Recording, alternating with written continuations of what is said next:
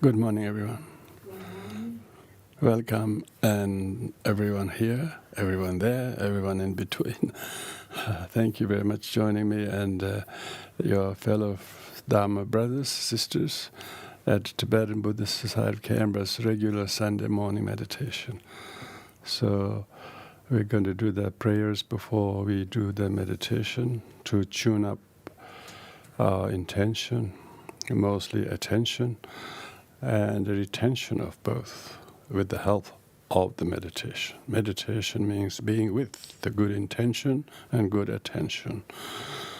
So by paying respect to the Triple Gem and thinking of all sentient beings' well-being, not just ours or not just today's, is a very noble intention. So with that intent, then if we sit and meditate, it will have a lot of ripple effect, not just today or tomorrow, many, many times thereafter. So with this, please join your hands at the heart and think of this prayer and meditation to benefit many sentient beings and people alike. We know that the world is in a crisis from many problems, and so we are amongst fortunate to be in quiet, peaceful land like this, but others are not quite. So include them in your heart, and therefore offer these prayers for all sentient beings. Oyenda Buddha Dhamma Sangha Aitere Fyede Enlightenment by virtue Ajeve Handala Ajare Buddha Vatu Be Enda Buddha Dhamma Sangha Aitere Fyede Enlightenment by virtue Ajeve Handala Ajare Buddha Vatu and the Buddha Dhamma Sangha Aitere Fyede Enlightenment by virtue Ajeve Handala Ajare Buddha Vatu Be. May all beings have happiness and a cause of happiness. May they be free from suffering and the cause of suffering. May they know our power from the happiness that knows no suffering. May they dwell in equanimity, free from attachment and aversion, those near and far. May all beings have happiness and the cause of happiness. May they be free from suffering and the cause of suffering. May they know our power from happiness that knows no suffering. May they dwell in equanimity, free from attachment, aversion, those near and far. May all beings have happiness and cause of happiness. May they be free from suffering and a cause of suffering. May they know our power from happiness that knows no suffering. May they dwell in equanimity, free from attachment, aversion, those near and far. May all beings have happiness and cause of happiness. May they be free from suffering and a cause of suffering. May they know our power for happiness that knows no suffering. May they dwell in equanimity, free from attachment, and those never. So now we will do the meditation. We'll do the meditation in 3 slots of 10 minutes. I'll use the gong to indicate those 3 parts. Primarily, you use the technique that you already know, knowing that you need to have stillness of the posture and sincerity of your intention and serenity of your attention, whatever you're focusing, be that breath, be that posture, be that subject, analytical meditation on impermanence or loving kindness or gratitude, or making a vow to change oneself. From here onwards, I'll step forward and never look back. Whatever the subject may be, or meditation, you try to have this stillness of the mind and attention and intention. Serenely pay attention from your heart. So much so, even cellular level, you are talking your whole community of your body that will support your wish and prayers to come fulfilled. So with this intention, I let you sit still and not move and not become fidgety. Have your eyes still as much as the rest of the posture. And not let your mind go drift away or become dull or sinking or scattered. But bring back one pointedly.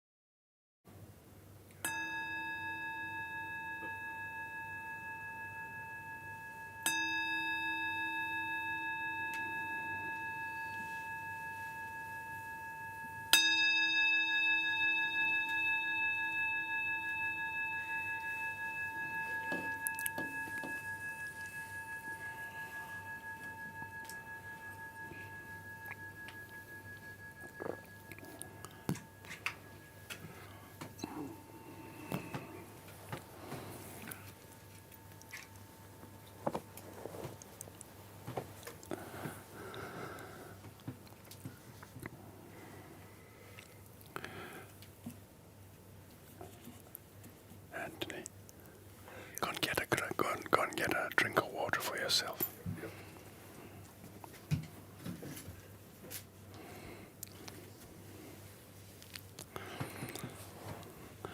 Thank you, everyone, for being so still and very reflective and generous and tolerant with your body, with whatever it is that you have learned to stay still for. Now, today's topic of the teaching is giving up something such as smoking. This talk is generated by request, so usually we recite this prayer according to the intelligence and predisposition of each being. We ask that you turn the wheel of Dharma of great, low, and common vehicles. So here the request is to predisposition of people. Who request is how can I learn to give up smoking? Giving up smoking or giving up taking intoxicants, giving up anything that you know is very harmful for your well-being, to others, to around your life, to your wealth, to your health, to your sanity, is amazing self-discipline. Buddha said, "Sava pappa akaranam." One should give up anything that is unwholesome.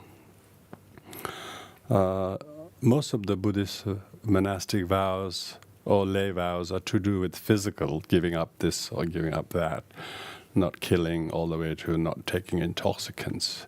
But I think Buddhist thought has evolved over the years, and not just talking about giving up things you do, but giving up thoughts you do.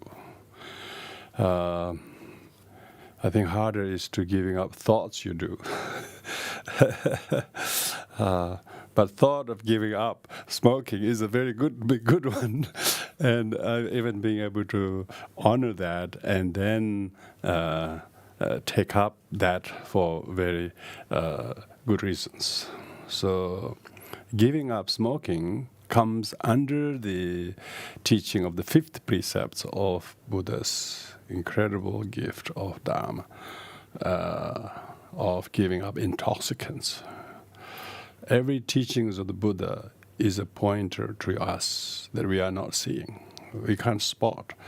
We are so distracted. We're looking at the wrong place. We're desiring the undesirable. We're holding those things that are not there to, as if yours or as you. and so adopting some habits, physical, as well as various emotional and attitudinal habits that are really doing harm and not good to yourself. So giving up intoxicants is a big subject, and Buddha saw this 2,600 years ago, before any of these so-called alcohol abuse or all this abuse, all this harm the society feels, whether it's to do with if you drink and drive, it's a crime.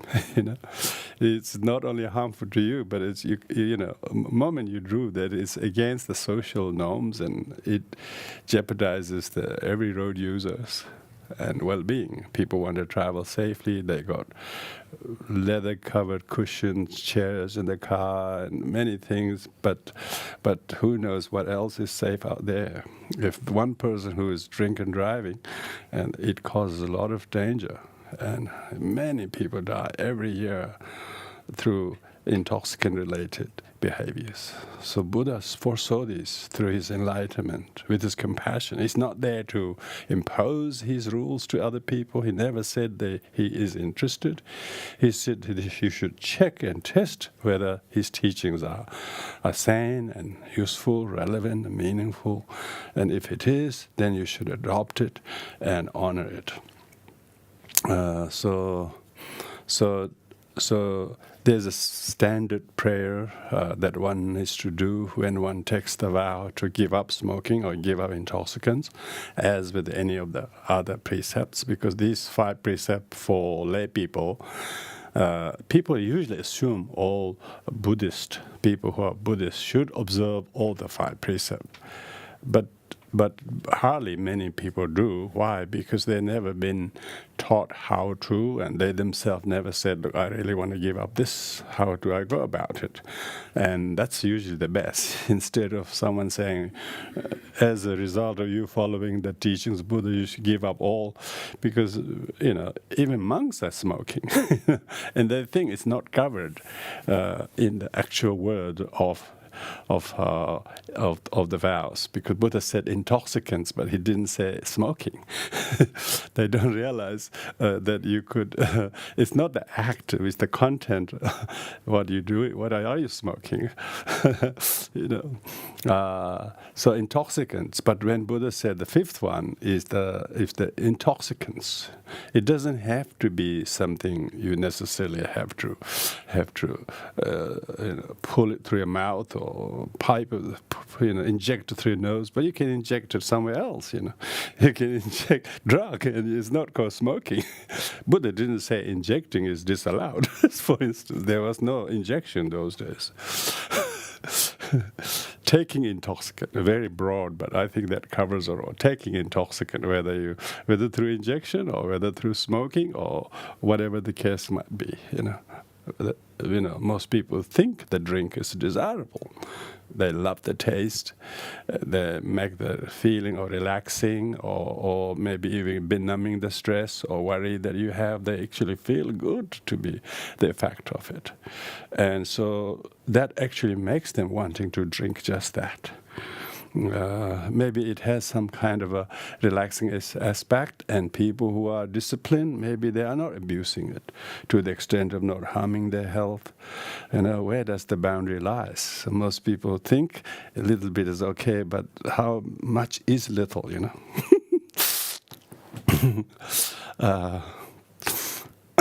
So in the end, so the moderation is teachings of the Buddha. And if one has been smoking or drinking so many years, knowing that it is harming you, maybe behaviorally nobody complains about you, you haven't hurt anybody, but physically, emotionally, your health is all destroyed by this kind of consumptions. Buddha foresaw this. He never said give up food. He gave up food himself, but later on he said no, you should eat with moderation. Therefore, he didn't disallow eating food, but he did recommend not to eat too much. So even eating so much food could be a form of drug, food abuse. Food abuse is really happening. A lot of people are sometimes eating and just abstaining from eating. They want to go so slim. All of a sudden, they become so big. There's kind of one extreme to the another. There is no moderation, so lack of discipline. So today's topic of talk and what one does is about how to learn to give up the very recognized habits that you yourself have seen too much, that it must stop. And so in remembering the Buddha's amazing wisdom and teachings and remembering his advice, then one makes a vow in the presence of the Buddhas and them are friends, and it's a very good thing to do. So that's most pratimoksha vows is about outer habits. The Bodhisattva vows is about giving up hating things. The five general Buddhist precepts doesn't say you should give up hating. They say you give up smoking or drinking or lying or whatever, killing or stealing or sexual misconduct. But they never talk about hating. But most people are harmed by hating and ill will, worse than any smoking can do. So Buddhist thought has therefore evolved over the years how not just to go about outer abstentions, physical abstention, but inner attitudinal abstention. Abstaining from laziness, for instance. Abstaining from lack of discipline, for instance. People have no discipline, and they wanted to do discipline, but they keep postponing and procrastinating, and they should give up such procrastination, such idleness. So one may be taking a vow to give up smoking or intoxicant, but others shouldn't be just an onlooker. Oh, that's what he did today. What are the things you are smoking that is not cigarette? What are the things that you're intoxicated that is not drink? So then, of course, we understand that we all can take part in that. In every time, the person knows where he can trim his habits or his life or his or her situations to better, because it's written on the cigarette box, smoking kills. And then yet hypocritically they sell it. And the seller sells it, and the buyer buys it. It's written it kills, but they are selling it. They are allowed to sell that will kill. But you're not allowed to sell kitchen knife these days.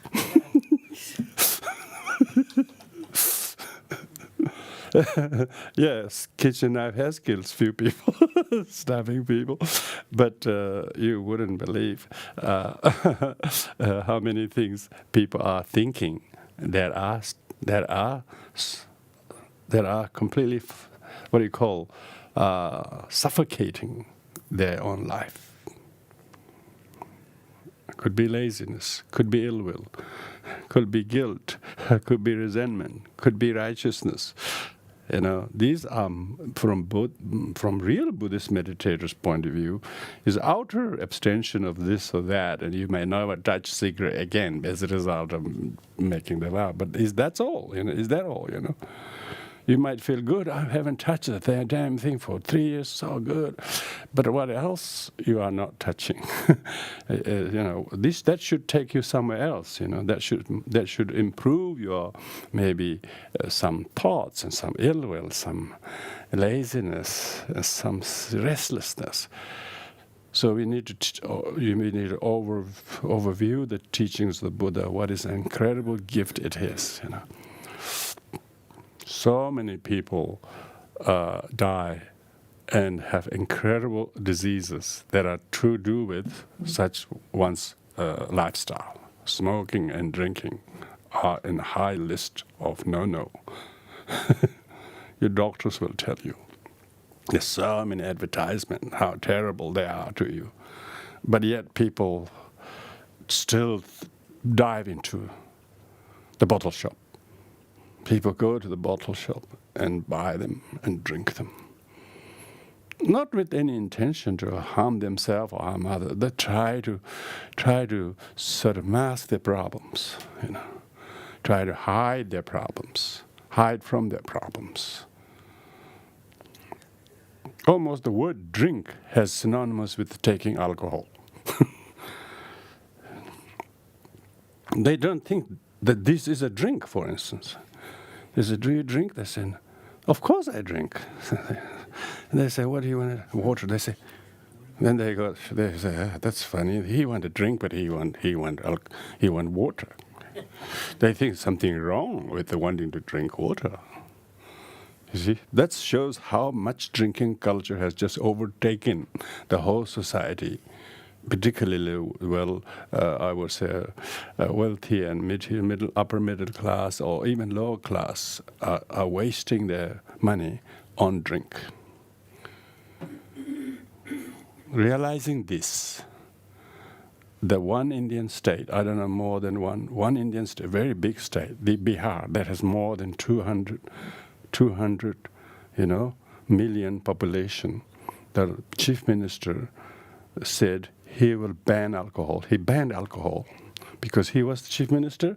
He said to respect Buddha because Buddha was enlightened on his land.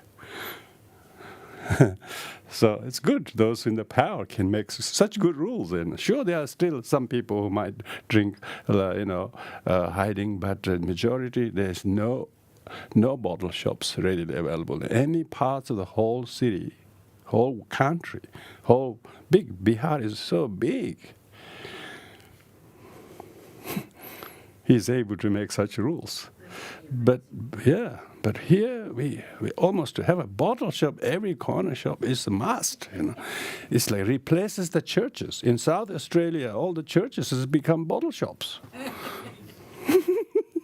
Because churches were drinkers anyway, so churches never stopped people drinking. They taught many things, but never taught them not to drink. I don't know what's going on there, where the teaching actually teaches. Buddha was high on the list right from the very beginning. So some cultures, like I would say, like Muslims don't drink at all. It's not because you're a monk, or because you took a vow, or because you're Muslim. Good on them. Would be good if all the Buddhists did that. These days there's a high expectation that Buddhists don't eat meat. Even that is not true, But Buddhists who don't drink, in the West and modern Buddhist circles, there is that expectation, people not to drink, And so, is it just assumption, or you actually made a vow to say you want? So, what we're talking here is to say, yes, I will give up smoking and intoxicants, just like the Buddha and his disciples taught and recommended these practices. I will today onwards will give up this. So, it's a very important milestone when a person says, I will not do this, and then he becomes completely tamed, if you like, subdued and pacified and free. He become free. He become free of taking any intoxicants. So traditionally, there is no wording as the Theravadan monks argue about taking vows not to smoke, but intoxicants has covers it from my point of view, because people know that how the tobacco actually affects the mind and the body, how it intoxicates you, how it pollutes you, how it destroys your lungs. Intoxicating for the 2 hours is just an understatement. What it does to your lung, what it does to your whole pulmonary system is, you wouldn't believe. It's just worse than pouring in poisons. Pouring in poison through your guts, and alcohol even worse. So therefore, it's a very important undertaking. Here is a actual wording in the teachings how to take the vow of not taking intoxicants, and so after this talk, usually you have to take the refuge first, even if you have taken refuge formally before. When you want to specifically take a vow, such as giving up intoxicants, so here it's really intoxicants under which tobacco, smoking is covered. But most importantly, it's not just the smoking, but also the drinking alcohol. Water is okay, Water is okay so far. Water is okay. I haven't heard anybody intoxicated with water. You have to be all hydrated as much as possible. We wouldn't be alive unless we are hydrated. In the teaching it says here, when you take, first of all, of course, you need to see the demerits of smoking and then taking intoxicants. So you need to see that as a really sad and sick and kind of habits that is really detrimental to one's well-being. Not to mention to your pocket. The price of the cigarettes are very costly these days, but people who are so addicted, they don't mind. They'll still pay. They see the undesirable desirable. They'll see the expensive ones inexpensive. And even those things written on the cigarette box, they say smoking kills, they don't read it. They become illiterate. So it is that bad. People can't even see, Those cigarette selling counters, they say the cigarette kills, but they're selling it. They shouldn't be allowed because this is if they know that they're selling what it kills, it shouldn't be allowed to be sold. But of course, this is too liberal a land where such a I would say banning of smoking or banning of there are lots of places you can't even smoke. So basically, it is banned basically, unless you hide in your nook. and the smoke, there is hardly any place you can smoke because, most, I would say, for first world countries, most places, public places, are not smoking. When I went to China and India, not so India, so Nepal, it's just, there is no such place, people smoking area. You just know how polluted the place is. You can feel, just walking in the room, you already know it is polluted by the smoke that passive smoking is affecting many people as much as the active smoker think it doesn't.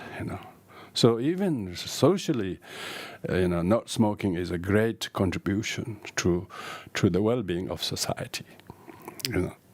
If there is a person smoking in say public bus or something, they're not allowed. They will have stopped the bus and kicked the person out of the bus. 50 years ago, it was quite okay. Everybody was smoking everywhere, and they thought it was some kind of a style, or maybe you are wealthy enough or important enough that you can take out a cigarette and give it to friends, and smoking each other is like a cafe culture these days. There was a smoking culture in some years ago, but now our society has learned the health demerits of smoking and how much it has totally changed people's consciousness without the aid of religious teachings, because most people are turning away from religion. They're turning to health. When they're turning to health, then it shows that their smoking and drinking is actually as harming them more. They thought was freedom. They thought was enjoyment. They thought was some kind of social right thing to do, but they didn't realize how it has become now. But drinking culture has not been seen like that. People still think that more expensive alcohol you drink, they think that's a classy, that's kind of your status of your wealth, or think they don't realize how much harm it is. So therefore it's important to, because there is actually, Padmasambhava said many things about the contents of the intoxicants and a drug and all those things. They were actually curses. They actually were curses. All the drugs are curse of people into the thing, and then whoever takes them lose their mind because people curse and then hide those cursed objects into some places and road intersections or under trees, and they grew. And they actually talk about this root, how the root origin of the tobacco and intoxicant was actually curse of people. They couldn't harm each other physically or kind of verbally, so they put curse on objects, and then people who they hate, names were put in the objects or whatever they think is putting a curse. And then they hide them under road or trees or walls or somewhere to symbolize the death of the person. They say such object, of curse object, then grew as tobacco. They say that, whether you want to believe that or not, one thing. But the whole, because when people who are taking intoxicants, they're actually cursed by that habit. They don't realize how harmful they just don't know. So that's why people who are able to give up smoking or alcohol, then they feel a curse has been lifted, basically, and they no longer are under the influence of those things. And because then you will have the clarity and sanity, rationality to think why not to waste your money or whatever it is on those, but instead you can help you can sponsor African child or a refugee child somewhere through World Vision or whatever some good organizations help people have. That's not much. That's that's not more than your maybe weekly cost of cigarette is paying the monthly kind of stipend or money that you pay to the children going into third world country schools. So many good organizers. So when you give up something, you got to do something instead. Not just give up that, but do something instead of that. Whatever you have to take up, something instead of that. Some positive habits, So that's why the wording here says, just as the noble arhats. So this is the example that arhats are the realized saint who are disciples of the Buddha. Buddha is the greatest enlightened one. His disciples who followed him wholeheartedly attain arhathood, so they become sainthood.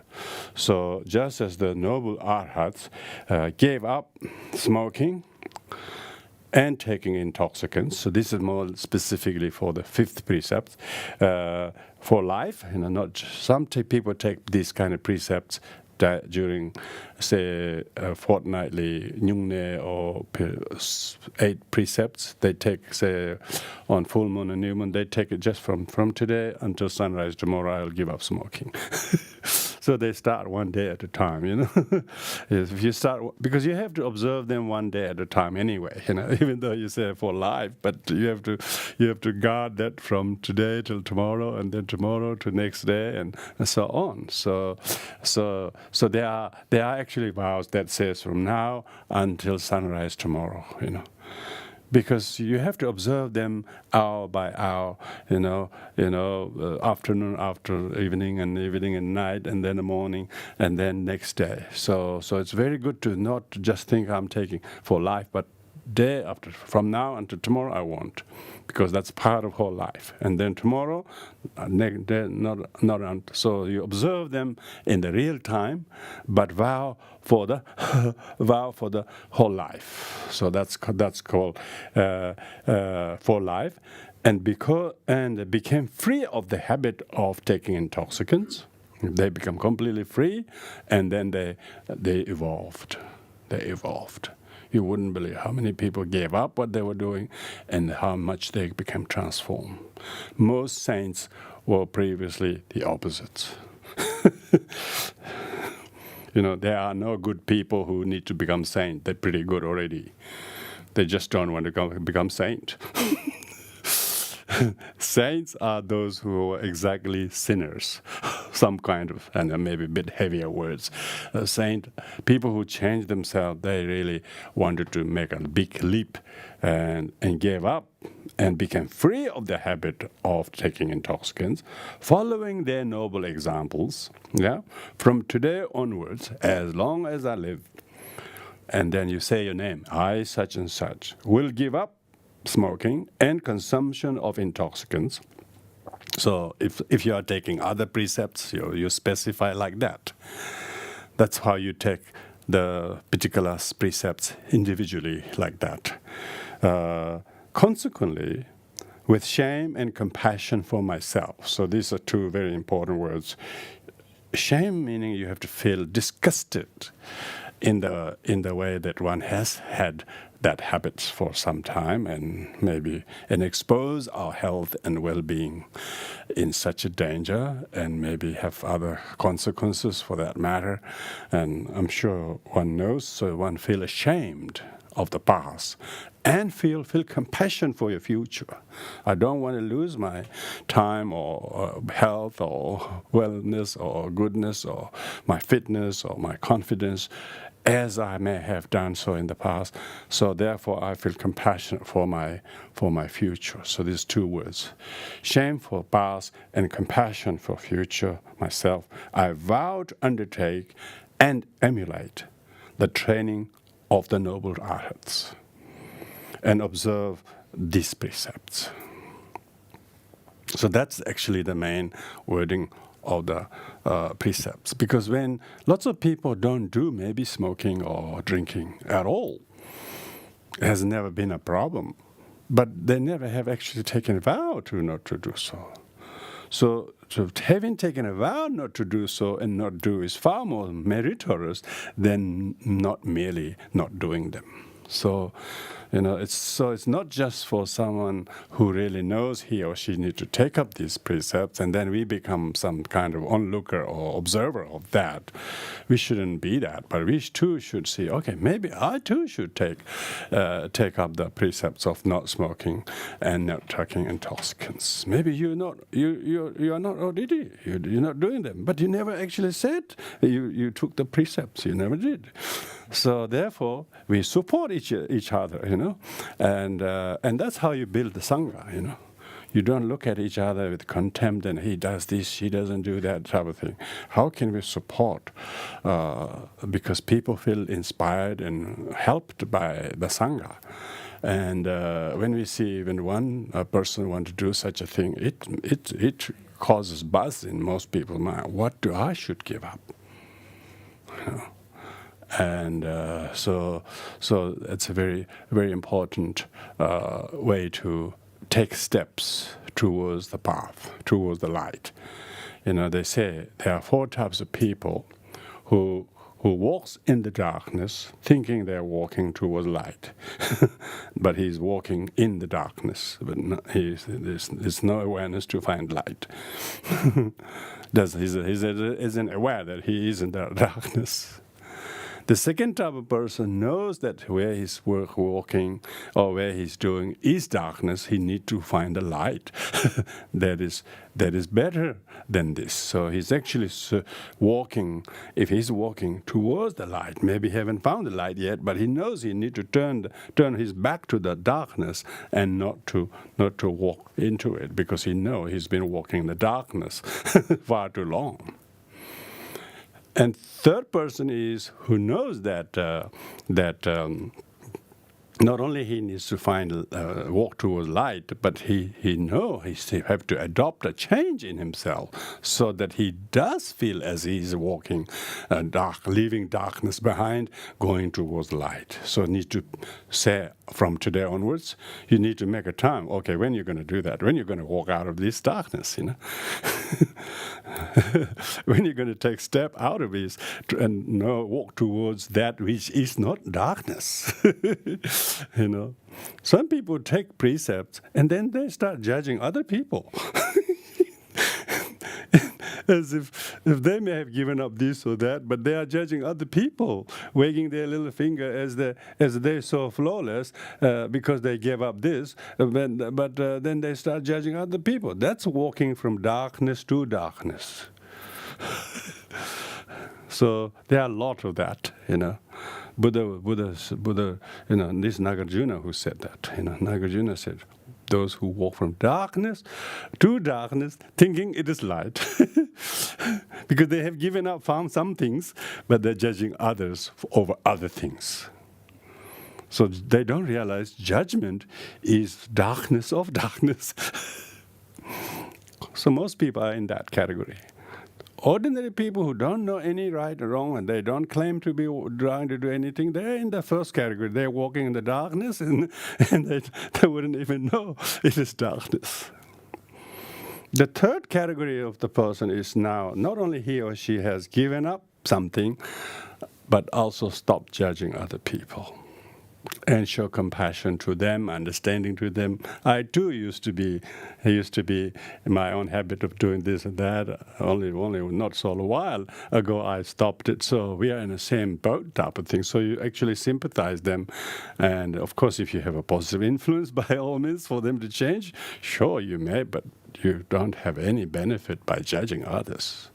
So people coming into spirituality, taking up little precepts and judging others, have caused huge sufferings. So that's not. So we are talking about giving up judgment as well as because we feel ashamed what we did in the past, and we're no longer doing that. And then we look at other people. There's oh gosh, you shouldn't be like this. And then if you do that, then we're doing judgment. So giving up something also means giving up judgment of those who do. So that doesn't mean we become irresponsible or don't try to positively influence them to change for the better. It doesn't mean that. Of course, we will skillfully try to help them to change. Like there are organization called Alcoholic Anonymous, and they're very taking very many careful steps to help people to change their lives, I don't think they will recommend judging others who do.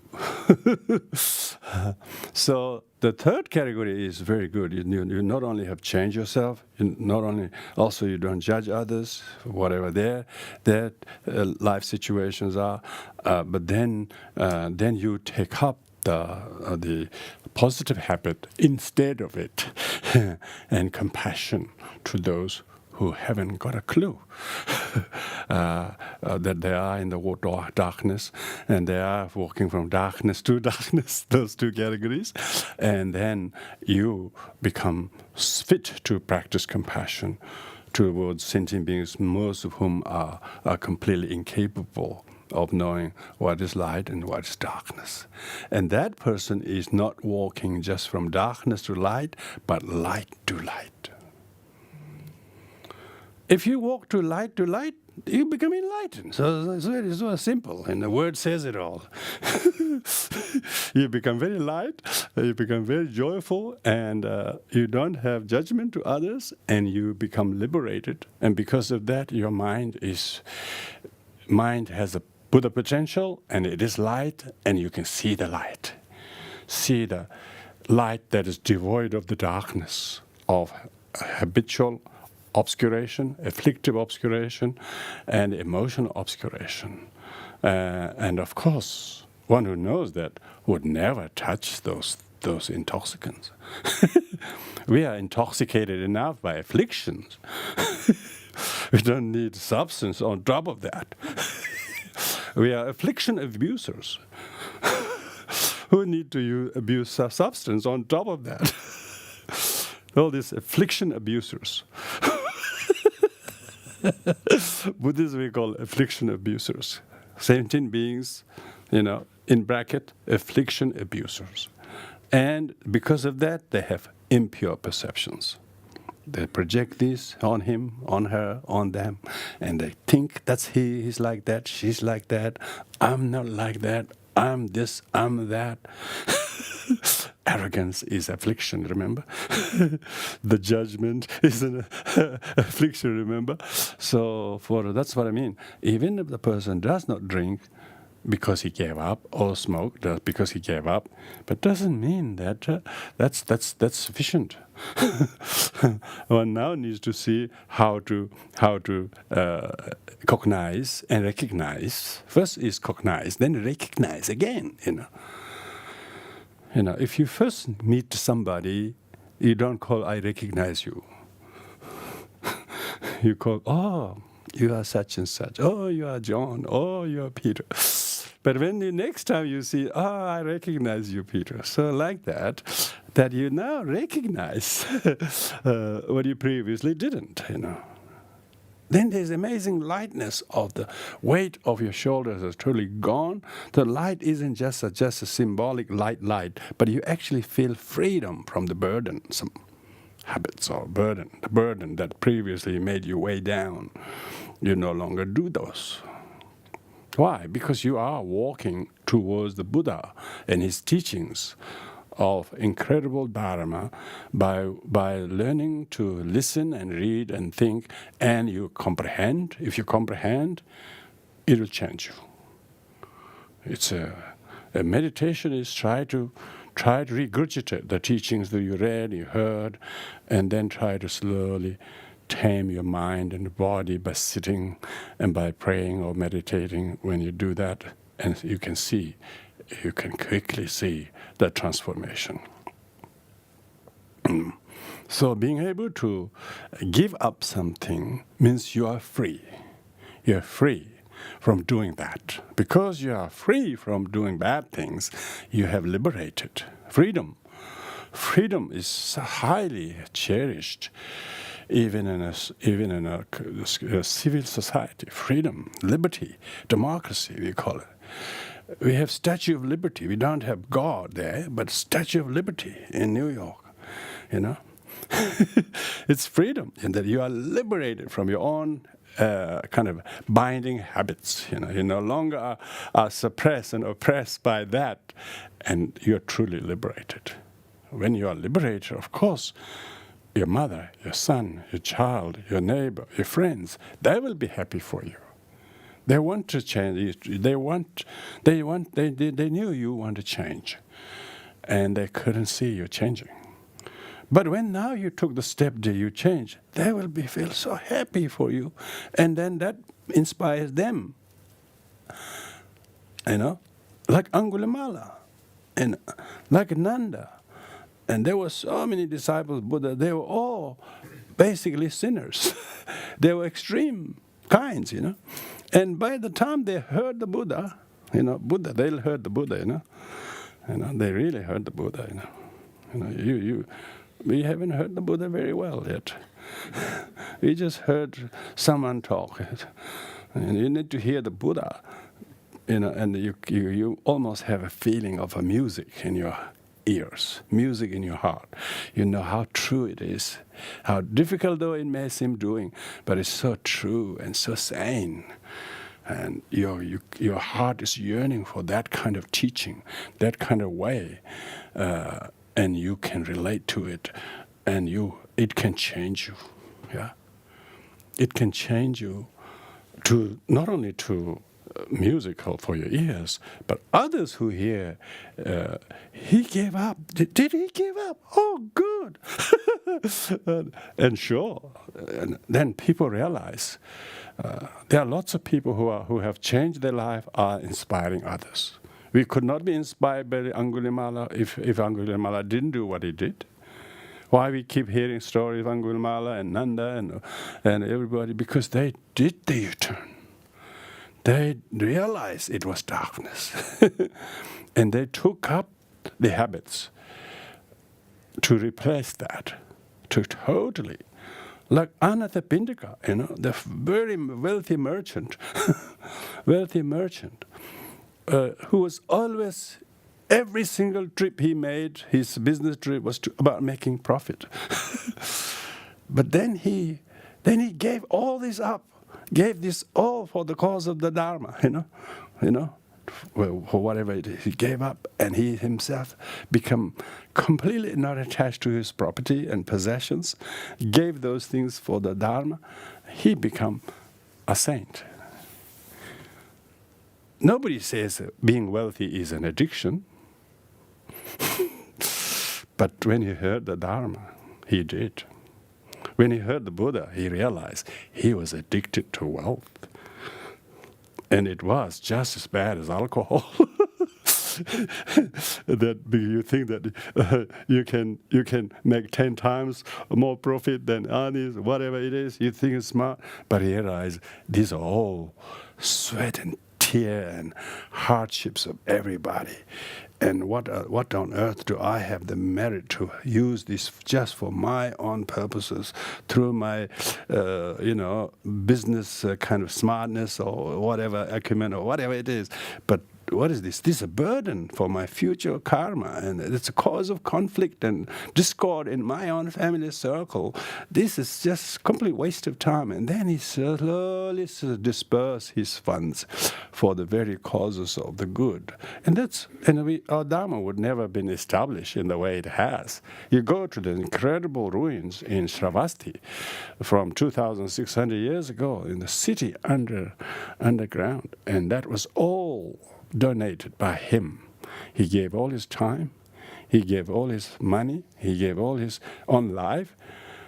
But when we do things, small things, people think it's too much. Oh, you shouldn't do that too much. That's too much. You should get more. We should rejoice to take up the good. Take up the good. and try to dedicate it for the good cause. One thing is giving up something, but we have to dedicate it for many people, more all sentient beings who have no idea of knowing that they should give up those things. They think it's you're taking away my freedom or liberty or whatever, and most people, parents and peers, are not skillful to slowly dissuade their young from touching those things. They give this dictatorial order, and almost, if you don't stop drinking, I don't want to see you. They say these sort of things, and they don't. They don't see the young anymore. They don't have the positive skillfulness. Slowly try to teach them gentleness and kindness and skillful communication, and they use this dictatorial way of, and yes. Neither did they stop the child from drinking, nor could they see the child again. So did they benefit anybody? No. They hurt themselves. Then they couldn't. They're limping ever since. They lost their only so much, so whoever they are from their life, and they are still mourning. The person hasn't died, but they actually have lost because they're not talking. Why? Because they're not able to talk dharmically, sanely. So that's why listening, teaching, reading Dharma is very useful, very powerful, because it doesn't come from your mouth, your mother or the father who try to change you in a sort of abrasive manner. But Dharma can reach to your hearts, and then make you to reconstitute you, and then start saying, yes, I too. Before wasting any more hours or weeks on this bad habit, I'll give it up. And then you swear. Taking vows means you swear in the name of the Triple Gem and everyone witnessing you, and then that you take up the precepts, which is a very good thing to do. So today I'm doing that short ceremony for Daniel. I'm sure there are others too. If you want, you can join in. I can actually text this to you. I have to repeat that 3 times.